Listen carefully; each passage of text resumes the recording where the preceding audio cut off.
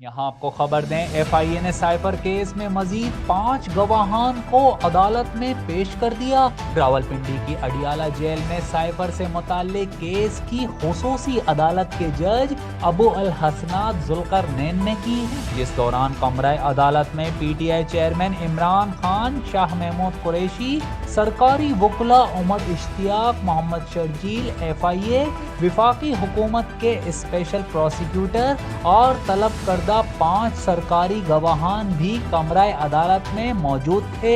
Reports کے مطابق سماعت کے دوران سرکاری گواہان کے بیانات کمرہ عدالت میں ریکارڈ کرنے کا باقاعدہ آغاز ہوا اور اس دوران ایف آئی اے ٹیم نے مزید 5 گواہان کو پیش کیا۔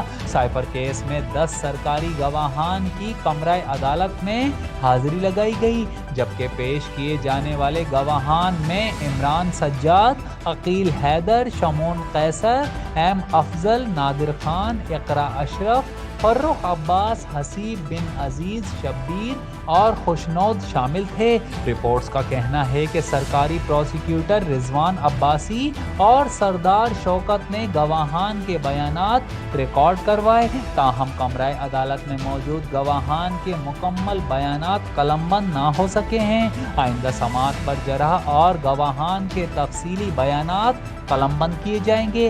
بعد ازاں وکلاء صفائی کی جانب سے سماعت ملتوی کرنے کی استدعا پر عدالت نے کیس کی سماعت 7 نومبر تک کے لیے ملتوی کر دی۔ جیو، سچ کے سنگ۔